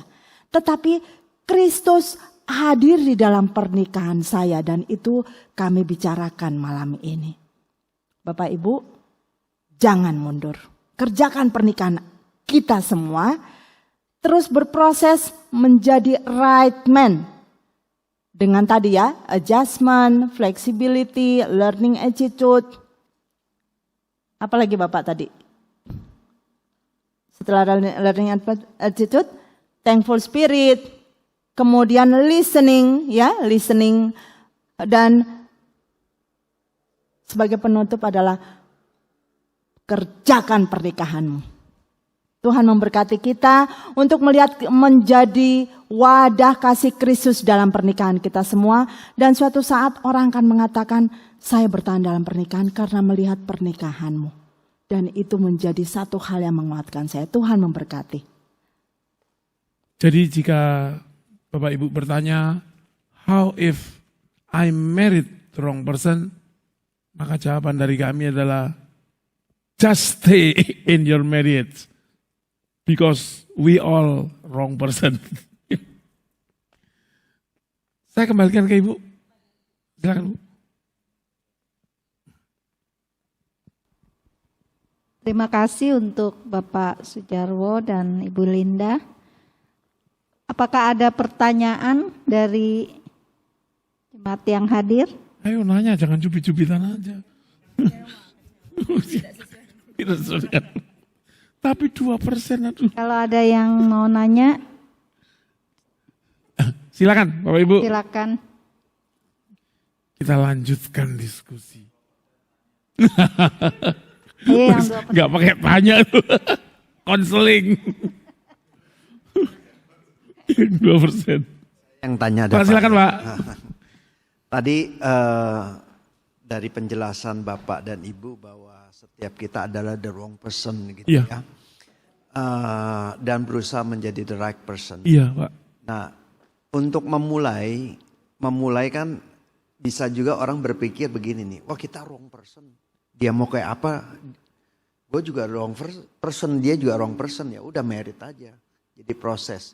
Apakah bagi yang belum menikah ini ada kriteria awal gitu kan, yang menjadi satu patokan, walaupun memang kita orang yang bukan sempurna, tapi ada patokan awal sehingga kita berani melangkah begitu. Itu aja Ya. Pak. Patokan awalnya kan tadi ada Pak. Dari referensi Alkitab ya. Jangan merupakan pasangan yang tidak seimbang. Pertama, hiduplah dalam kasih. Itu aja. Seringkali kita tidak memakai itu gitu. Seringkali kita tidak memakai itu, tapi memakai ideal-ideal kita sendiri. Soal wrong person, sebetulnya kita bukan wrong person gitu. Kita orang yang punya obsesi. Lalu ketemu dengan orang yang tidak memenuhi obsesi kita. Itu wrong personnya gitu. Di sisi lain, kita juga nggak memenuhi ekspektasi pasangan kita kan. Kita juga wrong person. Jadi nggak bisa, wah kamu wrong personnya di pasangan kita. Nggak bisa. Nggak bisa kita menuntut pasangan kita menjadi the right person menurut kita. Yang bisa kita lakukan adalah kita berupaya menjadi the right person bagi pasangan kita. Kalau tadi langkah awal apa yang coba ditempuh gitu ya. Seandainya how if I married wrong person tadi sudah terjadi. Pahamilah bagaimana saya bisa menyenangkan pasangan saya. Menyenangkan pasangan saya yang paling gampang adalah berbicara menurut bahasa kasihnya. Wah, bahasa kasih sesi tersendiri. Undang lagi Pak. Jadi secara singkat begini. Gary Chapman itu ngomong gitu ya. Bahwa masing-masing kita itu punya 5 bahasa kasih. Punya 5 bahasa kasih. Tapi ada yang paling dominan dan itu yang paling kita sukai. Itu cara kita menyatakan kasih dan cara kita menerima kasih. 5 jenis itu adalah kata-kata yang membangun. Jadi ucapan-ucapan positif, ucapan-ucapan mendukung gitu. Itu kata-kata yang membangun. Kalau bahasa kasih saya adalah ucapan yang membangun, maka saya akan merasa dikasihi apabila pasangan saya memberikan kepada saya kata-kata yang membangun. Kamu hebat loh gitu. Terima kasih ya sudah berjuang buat keluarga gitu. Terima kasih ya. Itu kata-kata yang membangun. Bagus loh yang buat gitu. Nah, cara saya menyatakan kasih saya kepada pasangan saya cenderung begitu gitu. Kamu hebat loh. Kamu cantik. Tiba-tiba. Nah, seperti itu ya. Tetapi ketika bahasa kasih saya adalah kata-kata yang membangun, belum tentu bahasa kasih pasangan saya adalah kata-kata yang membangun. Hal lain dari kata-kata yang membangun adalah pelayanan. Ada orang bahasa kasihnya pelayanan. Dia merasa dikasihi kalau dilayani. Menyatakan kasihnya dengan cara melayani. Ada yang bahasa kasihnya waktu berkualitas. Pokoknya bareng-bareng gitu. Gak ngapa-ngapain. Gak ngobrol karena kecocokan cuma 2% gitu ya. Gak ngobrol gitu. Tapi karena bahasa kasihnya waktu berkualitas seneng. Merasa dikasihi gitu. Terus lagi ada yang bahasa kasihnya pemberian hadiah. Dia suka kalau menerima hadiah dan suka memberi hadiah. Yang berikutnya adalah apa yang belum disebut? Pelayanan sudah. Sentuhan fisik. Ya, ada yang merasa dicintai kalau disentuh secara fisik. Nah, tugas kita adalah mencari tahu apa bahasa kasih pasangan kita. Kalau bahasa kasih pasangan kita adalah pemberian hadiah, lalu bahasa kasih kita adalah kata-kata yang membangun. Ingat, ketika kita ingin menunjukkan kasih kita kepada pasangan kita, adalah harus menggunakan bahasa kasihnya. Dia bahasa kasihnya hadiah kan? Kasih hadiah. Meskipun itu mungkin gak menyenangkan bagi saya. Apa sih beri hadiah gitu. Saya diberi hadiah juga apa sih gitu. Saya suka dipuji gitu. Tetapi mencintai kan bukan soal kita gitu, soal dia gitu kan. Nah, begitu Pak. Dengan bahasa kasih itu yang paling mudah. Nah, apa bahasa kasih Anda? Apa bahasa kasih pasangan Anda? Mungkin di pertemuan kita berikutnya kita akan ngobrol soal itu. Nek diundang. Jadi dimulai dari situ ya Pak. Terima kasih. Bu Lina mau nambahin? Ya, sebetulnya tadi harusnya mereka yang nanya ya Pak ya. Ya, Bapak baik sekali. Oh wakil ya. Tadi jadi nulis dikasih Bapak. sebetulnya buat tanyain, mereka Pak. yang belum menikah itu ada assessment. Kalau Pak Jarod tadi dari sisi tertentu, saya melengkapi dari lain, itu ada beberapa assessment.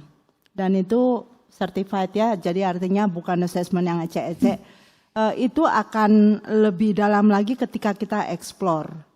Nah kenapa itu penting? Ada banyak kita menampilkan sesuatu yang berbeda ketika kita pacaran, betul ya?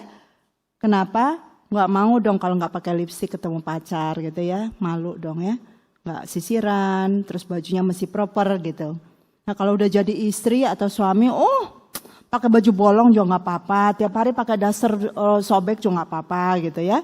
Jadi bukan itu yang akan dieksplor dalam assessment, tetapi lebih kepada apakah saya punya dari sisi personality atau kepribadian, ada banyak hal yang bisa kami sesuaikan bersama. Jadi kalau bicara soal pernikahan, itu biasanya tuntutannya seiman, sepadan. Kenapa harus sepadan? Anda bayangkan nggak? Menikah 30 tahun terus nggak ngomongnya nggak nyambung. Nah kesepadanan itulah yang disebut nyambung.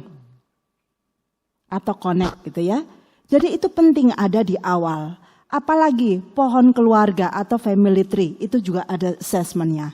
Apalagi kalau memang mau dipanjangi kepribadian papa dan mama, karena itu akan sangat mempengaruhi kita gitu. Dan saya punya life journey life gitu ya. Kenapa? Ada trauma sama masa lalu yang bisa saja mempengaruhi pernikahan. Contoh, seorang wanita mengatakan dia tidak mau punya anak karena waktu kecilnya ibunya sering mengurung dia di dalam drum kalau lagi marah. Dia takut kalau itu dia lakukan kepada anaknya.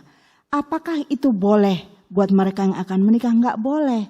Kenapa? Enggak cuma sekedar itu, dia pasti takut dengan gelap. Karena di dalam drum itu enggak ada cahaya. Sehingga dia harus keluar dari rasa takut itu dan dia harus tahu itu. Jadi kalau tadi Bapak tanya, ada Pak. Ada assessmentnya. Tetapi yang paling penting adalah mintalah Roh Kudus menunjukkan apakah orang ini adalah orang yang Tuhan mau menjadi pasanganku. Apakah dia adalah orang yang takut akan Tuhan.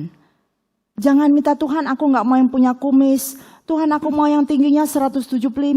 Dan yang kerjaannya kalau 1 bulan itu gajinya 25 juta. Jangan itu guys. Jangan. Karena itu adalah kriteria yang kalau dijentikan begini melayang. Aku mau yang cakep, besok juga sakit nggak akan cakep lagi Bapak Ibu. Jadi, bukan Bapak Ibu ya. Jadi buat Anda yang belum menikah, Anda sangat beruntung malam ini hadir. Dan nanti minta nomor telepon saya dari Pak Paul. Kontak saya kalau 6 bulan sebelum Anda mau menikah, 9 bulan sebelum Anda mau menikah, sebelum ke pendeta, assessment dulu. Siapa tahu Anda tidak cocok dengan dia. Anda sudah konseling ke pendeta, pastoral dengan pendeta, terus tiba-tiba ternyata nggak cocok. Saya akan sarankan, pikir lagi deh. Sebaiknya Anda mundur 1 tahun, lebih baik Anda selesaikan dulu masalah Anda sebelum beres, jangan menikah. Ada yang melanggar, ada. Dan apa yang terjadi? 1 minggu setelah dia menikah, dia telepon saya, Ibu kami mau konseling, kami mau divorce. Siapa yang bertanggung jawab? Mereka 2. Saya bukan menakut-nakuti, tetapi saya mengatakan adalah pernikahan adalah faith journey kita. Bagaimana perjalanan iman kita di dalam taat kepada Tuhan. Itu intinya Pak. Betul ya Pak ya? Nah sehingga buat yang belum menikah, terbuka sekali kesempatan untuk Anda mau assessment. Ya Pak? Pak, di gereja kita dilakukan konseling pranikah enggak? Kapan waktunya? Setelah katekisasi pernikahan atau gimana?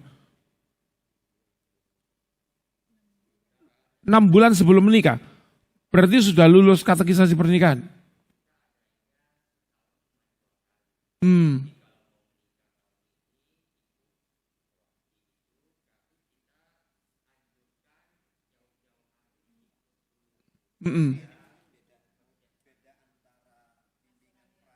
Iya. Iya.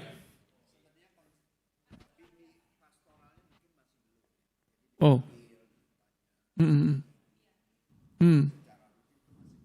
Jadi ada bina pranikah, kemudian ada konseling pranikah, ada pastoralia. Biasanya gereja tertentu, gereja-gereja yang sekarang umumnya itu bina pranikah dan pastoralia. Jadi setelah ikut bina pranikah, kemudian ada percakapan dengan pendeta, calon pasangan ini dan orang tua pasangan begitu. Ya, yang ingin saya katakan begini Pak, kami diminta oleh beberapa gereja untuk membantu konseling pranikah, melakukan assessment dan sebagainya. Kapan itu dilakukan? Setelah mereka mengikuti bina pranikah dan percakapan konseling. Jadi tinggal mau nikah itu kayak coba dites di sana gitu. Kami bilang sama mereka bahwa salah prosedur gitu. Urut-urutannya salah gitu. Sebab ketika sudah bina pranikah, udah diokein sama pendeta, itu kan rasanya tiket nikahnya sudah oke gitu. Lalu dari assessment kami ternyata mereka tidak cocok. Gak bisa kami menyarankan, pikirkan dulu. Undangan udah disebar Bu gitu. Waktu itu ada yang ngomong gitu, ya sudah terus kita ngomong apa ya gitu. Sudah lunas. Nah di beberapa gereja, cateringnya sudah lunas katanya. Di beberapa gereja kami sarankan, biasanya mereka bina pranikah itu 1/2 tahun. Kalau yang percakapan pastoral dan tentatif ya Pak, berapa kali. Saya katakan kepada mereka, kalau serius pengen kami bantu konseling pranikah, lakukan konseling pranikah sebelum bina pranikah. Untuk mengetahui mereka dulu, mereka cocok atau tidak. Mereka sudah siap atau belum. Masuk bina pranikah kan membekali aja secara praktis. Jadi nanti berkeluarga itu begini, kamu mesti gini. Tapi kan udah dalam konteks saya, aku mau menikah gitu kan. Nah, di konseling pranikah, ketika ternyata tadi konselor mengatakan, pikir-pikir dulu deh. Mungkin barangkali bisa ditunda setahun deh gitu. Untuk saling memahami, saling mengerti itu. Kita nggak ketinggalan apa-apa jadinya gitu Pak. Gak membuang sesuatu pun gitu kan. Kalau itu ditemukan di sana dan kami boleh bebas memberi pendapat, sebaiknya ditunda.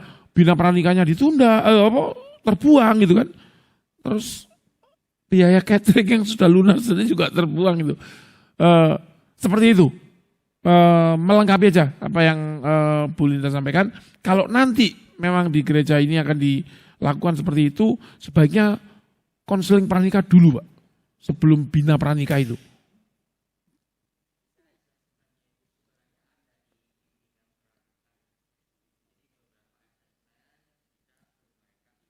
Hmm.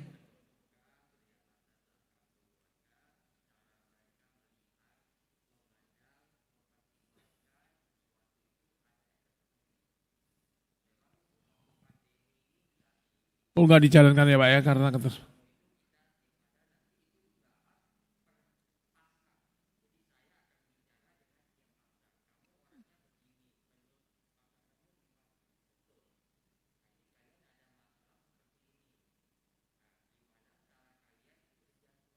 Oke. Ya, itu konseling menurut saya. Kalau bina pernikahan kan pembekalan aja dari kita gitu ya. Bagus sih kalau seperti itu Pak. Syukur mudah-mudahan bisa dilanjutkan dan lancar.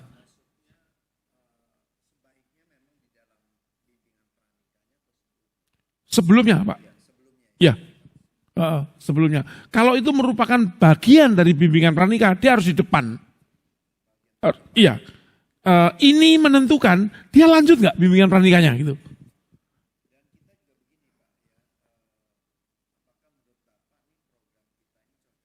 Ya.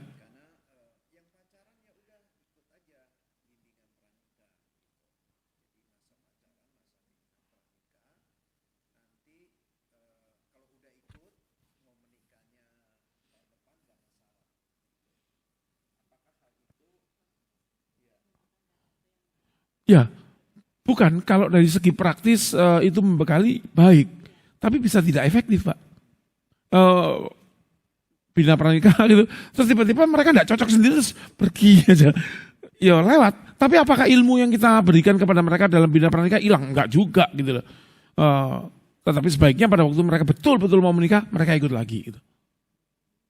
Sebaiknya bina pernikahan tidak untuk mereka yang pacaran sih Pak. Yang pacaran dikasih pembinaan kayak gini-gini aja. Begitu mereka sudah memutuskan, membulatkan hatinya, baru bimbingan pranikah. Mungkin begitu. Begitu ya Pak. Yang lain silakan.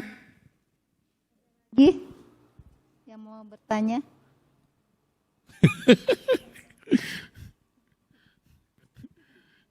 Makanya, yang 2% itu kira-kira apa aja ya?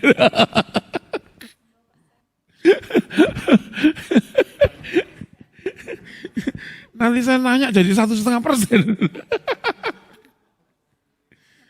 Mau tanya, berhadiah?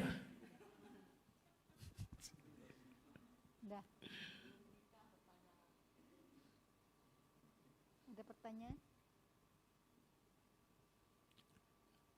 Ditanyain aja kali ya Pak. Ada kalau itu. Ya tadi kan ada mesti dilihat juga pohon keluarganya begitu ya.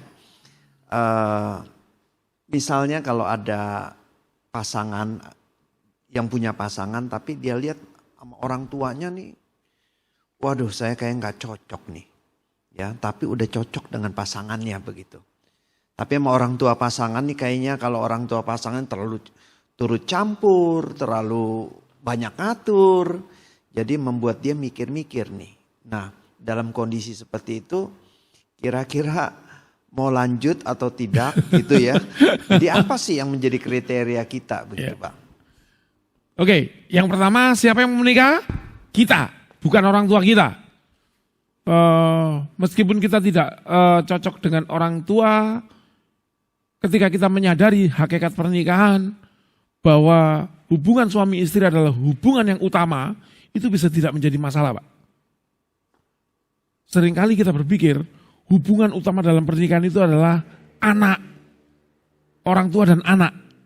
Sehingga itu mempengaruhi kita dan anak kita, dan kita dan orang tua kita. Padahal enggak. Dalam pernikahan itu hubungan utama adalah suami istri. Suami istri itu adalah keluarga yang lengkap dan sempurna tanpa anak sekalipun. Di Taman Eden pernikahan Adam itu sempurna loh. Gak ada anak loh di sana. Dan itu yang dikatakan Tuhan. Anak itu bukan unsur penyempurna keluarga.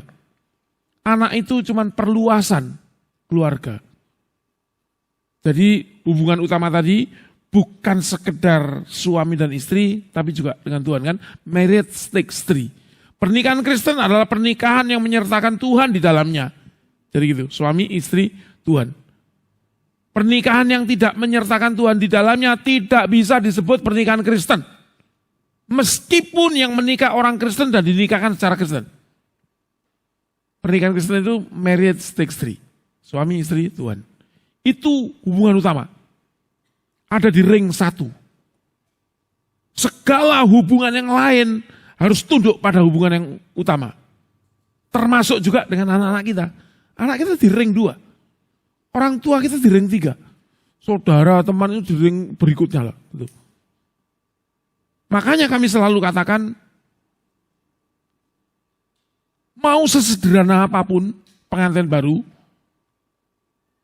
jangan tinggal di pondok mertua indah.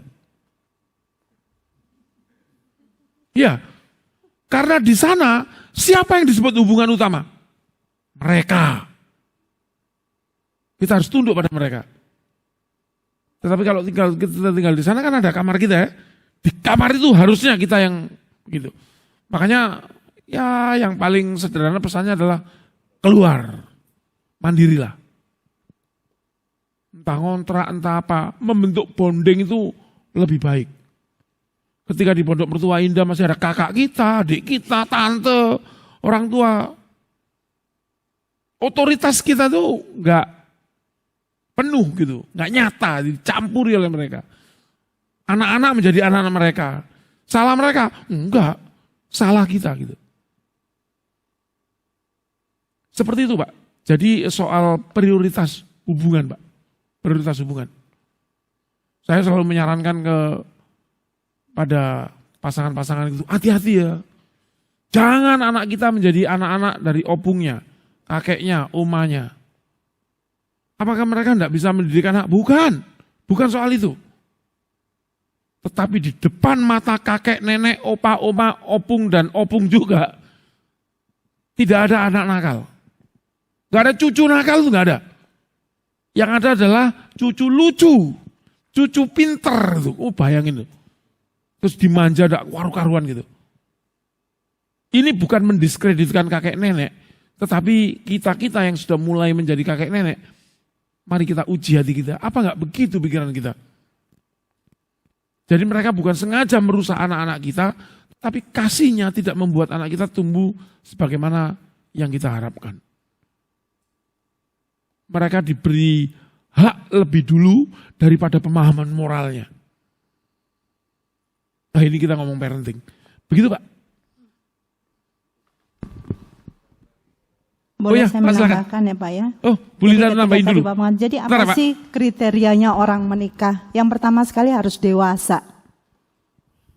Apa sih ukuran kedewasaan? Luas sekali. Mampu bertanggung jawab. Mampu untuk melindungi. Mampu untuk bisa menahan diri. Mampu berkorban. Banyak sekali Bapak Ibu. Ketika bicara soal kriteria dewasa, salah satunya dia mampu beradaptasi.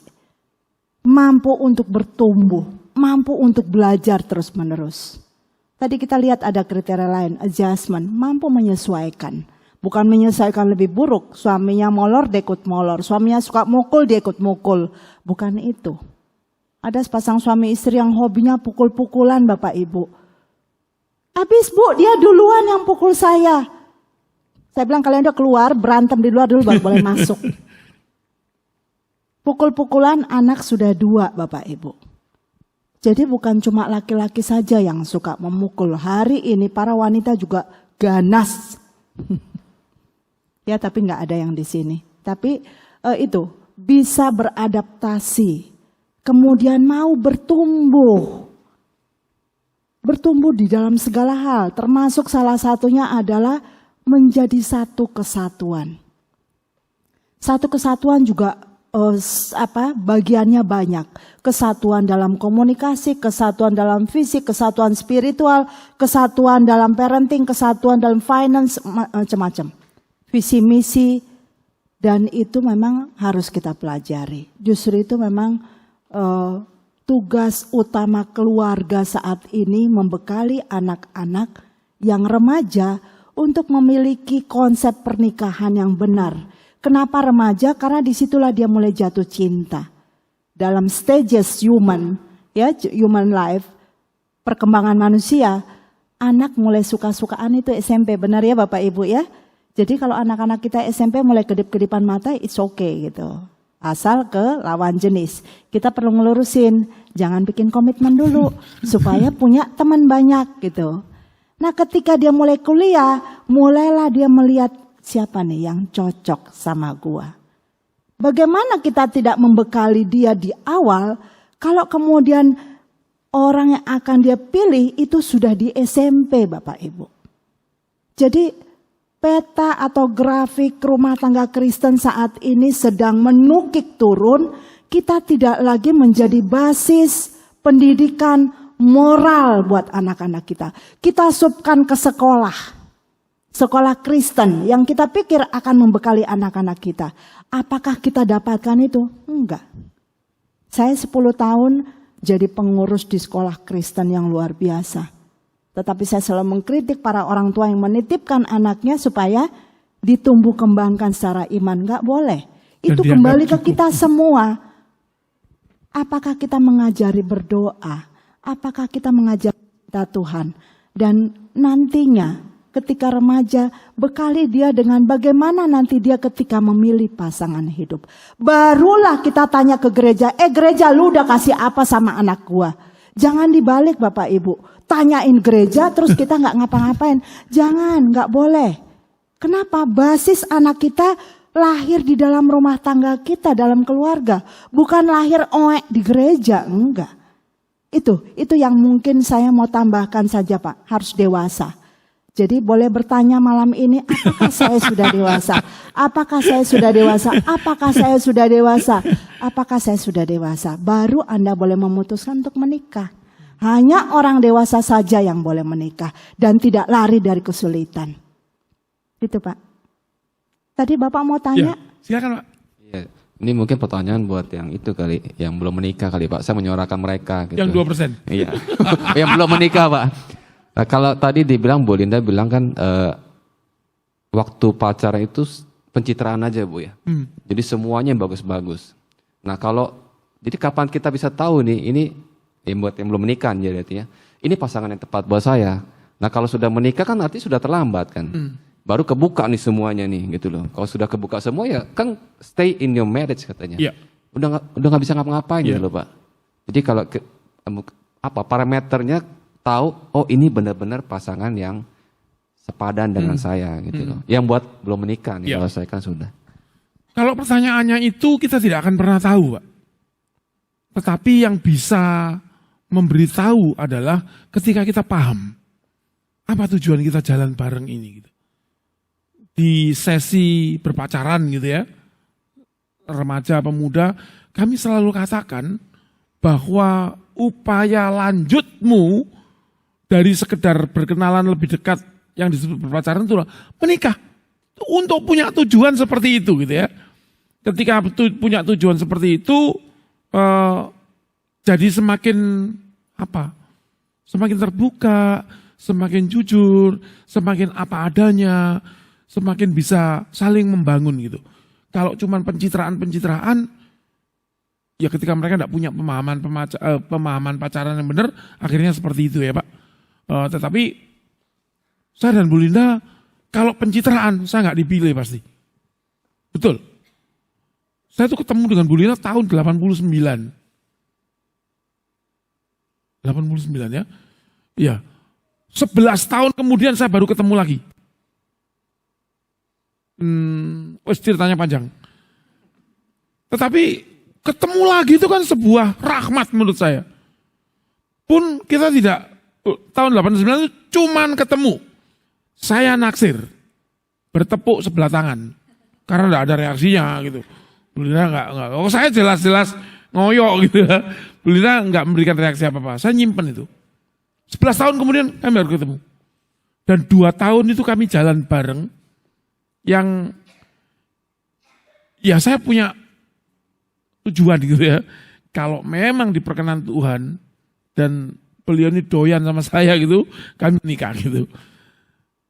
Saya nggak mencoba untuk memberi kesan lebih seperti apa gitu ya. Karena memang pertama bukan sifat saya. Yang kedua saya tahu Bu Linda seperti apa gitu ya. Akhirnya ya begitu gitu. Saya bulan itu kuliah S2 di Trisakti. Kerja terus malamnya kuliah. Pulangnya jam setengah 10, kadang-kadang ya jam-jam 10 gitu. Saya pegawai bank di Sudirman. Rumah saya di Keramat Kuitang. Jelas ya? Trisakti di sana, dia tinggalnya di Cilangkap. Yang saya lakukan adalah, saya sore-sore naik 213, tahu ya Pak? 213, kerokol Kampung Melayu itu. Terus kecepet-cepet, saya manajer Pak. Berangkat ke sana, kumut-kumut gitu nungguin. Kadang-kadang jam 7 sampai situ, nungguin sampai jam 9. Kadang-kadang masuk angin, cuma saya nggak ngomong aja gitu. Nanti pulang, oke, kita sengaja nggak lewat tol ya gitu. Iya, supaya apa? Supaya macet, supaya lama. Ya saya tetap pakai seragam seperti itu. Sampai teman-temannya ngomong, itu Mas Jaro ini kayak orang training ya. Pakai celana hitam, baju putih, digulung, pakai tas selempang gitu. Coba kalau saya pencitraan, nggak laku Pak, gilani itu. Tapi nah kami mulai membangun hubungan gitu ya. Ketika saya ngomong, aku bermaksud serius nih. Tuh. Kira-kira apa tujuanmu gitu? Mengajakku menikah itu apa gitu? Yo pingin bersama-sama menemani, cuman itu. Kalau itu kan banyak yang bisa kau lakukan itu dan orang melakukan begitu pada saya gitu. Oh enggak, ya nantilah kita ngobrol lebih lanjut gitu ya. Nah dari situ kami jadi enggak terlalu jaim-jaiman. Pak, waktu itu umur saya 35 udah. Nek jaim-jaiman sepiye gitu. Bulina 32. Saya menikah umur 36, Bulina 33. Kami mulai ngomong tentang bagaimana mengatur keuangan gitu. Kami mulai ngomong bagaimana memperhatikan orang tua. Kami mulai begitu-begitu aja gitu. Jadi kami tahu seandainya ada yang tidak disukai gitu, kita bisa selesai waktu itu gitu. Cuman memberikan pemahaman begini kepada anak-anak muda agak susah. Yang bisa kita lakukan kepada anak-anak muda adalah edukasi. Bahwa pacaranmu harus punya tujuan. Kalau tujuannya ke sana, tunjukkan siapa supaya enggak jadi wrong person tadi. Paling hanya itu ya Pak. Pak Budi mau nambahin? Iya. Loh iyanya balak banget. Iya. Saya punya satu dasar. Mintalah pertolongan Roh Kudus. Buat Anda yang akan mau menikah. Atau berencana menikah. Udah gak akan salah deh. Minta pimpinan Roh Kudus, Tuhan ungkapkan bagi saya, pada saya. Minta pertolongan Roh Kudus itu udah gak bisa lagi luas. Tetapi menikahlah bukan karena Anda mau kaya, mau punya panggung dan sebagainya. Tapi menikahlah karena memang mau melayani Tuhan bersama-sama. Ini yang hilang dari kita saat ini. Tujuan menikah adalah happily after. Ya seperti princess kita bilang di dongeng. Enggak, kita rata-rata begitu kok. Ketika kita punya indikasi bahwa aku enggak bahagia, maka pernikahan ini salah. Benar ya Pak ya, kita merasa begitu. Jadi jangan mengikuti kesalahan kami yang sudah menikah ini.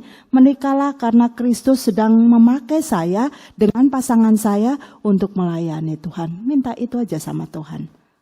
Dan yakinlah itu tidak akan salah. Itu sih Pak resepnya. Saya ingat sebuah pesan gitu ya. Dulu ketika saya iseng aja ngikuti Bina Pranika padahal pacar juga gak punya waktu itu. Pak Yakub Sabda waktu itu gak salah ya. Dia ngomong gini, jangan menikah dengan orang yang kau pikir bersamanya kau bisa hidup. Jangan menikah dengan orang yang kau pikir bersamanya kau bisa hidup. Tak pikir ya, saya bisa loh hidup dengan ibu ini gitu. Saya bisa hidup dengan dia, saya bisa hidup dengan dia. Terus mau menikahnya. Tetapi menikahlah dengan orang yang kau pikir tanpanya kau tidak bisa hidup.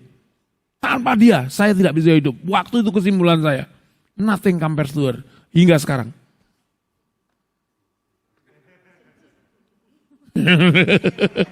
Iya. Demikian Pak. Terima kasih. Kenapa Bu? Oh tidak. Bukan. Dia waktu berkualitas, Pak. Dia dipuji-puji kita menter aja, Pak. Cuman dia nggak pernah bilang gombal, nggak pernah. Iya. Ada lagi yang mau bertanya? Masih ada kah?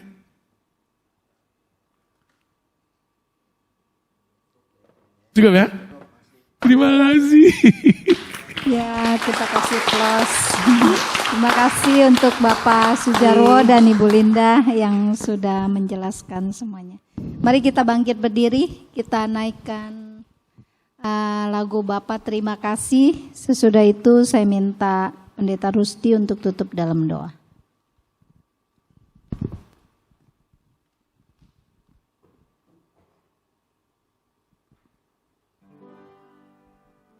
Bapa terima kasih,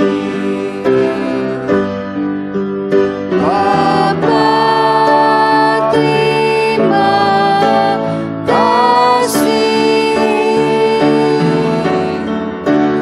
Bapa di dalam surga.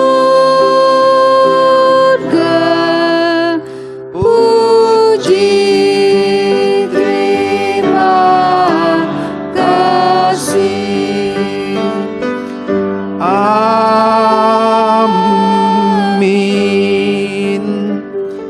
Bapak terima kasih untuk ceramah yang sudah kami boleh dapatkan bersama-sama. Kiranya apa yang sudah kami dapatkan boleh kami terapkan dalam kehidupan berkeluarga kami maupun bagi kami juga yang belum menikah, kiranya pembekalan ini boleh menjadi satu hal yang berharga dan boleh menjadi sesuatu kriteria yang kami boleh terapkan. Terima kasih untuk Pak Jarwo dan juga Ibu Linda yang sudah menyampaikan ceramah ini kepada setiap kami. Kau berkati pelayanannya untuk Pak Jarwo yang juga ada rencana bypass, Tuhan juga yang terus menyertai dan memimpin.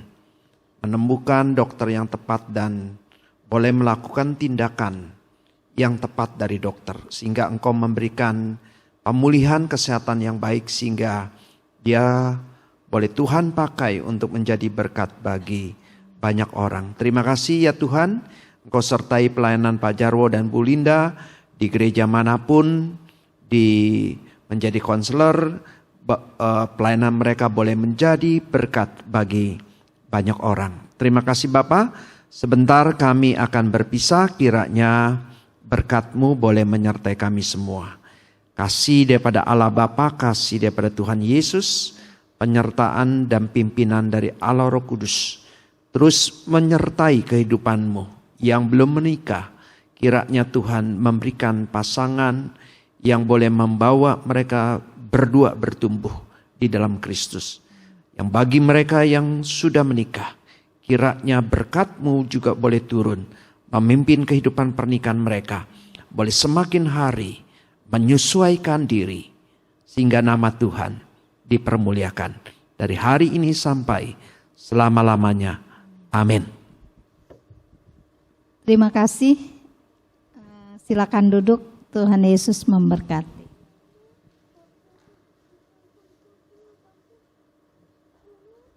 Ya, terima kasih buat kehadirannya semua rekan-rekannya. Jadi kita memang tahun ini tagline kita itu faith at home, ya, pembentukan iman di rumah. Dan hal ini itu bagian daripada iman. Jadi kita bukan hanya bicara ya khotbah, enggak. Ini bagian realita hidup yang memang kita mesti hidupin dengan iman. Ya, tadi kan juga ada banyak hal kita belajar ya.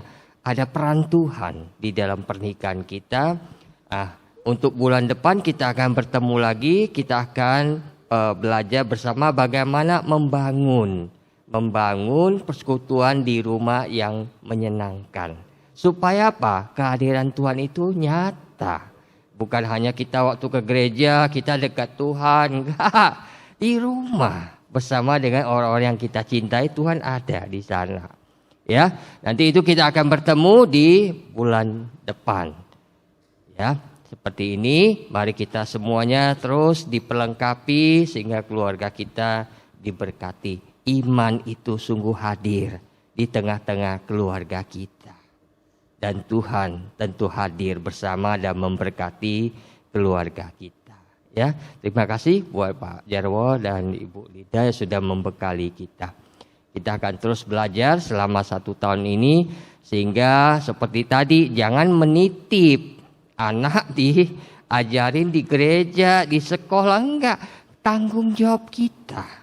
Ya, Ulangan 6 yang menjadi peran utama pembentukan iman itu adalah kita, keluarga. Oke, sampai ketemu lagi di bulan depan. Tuhan berkati kita.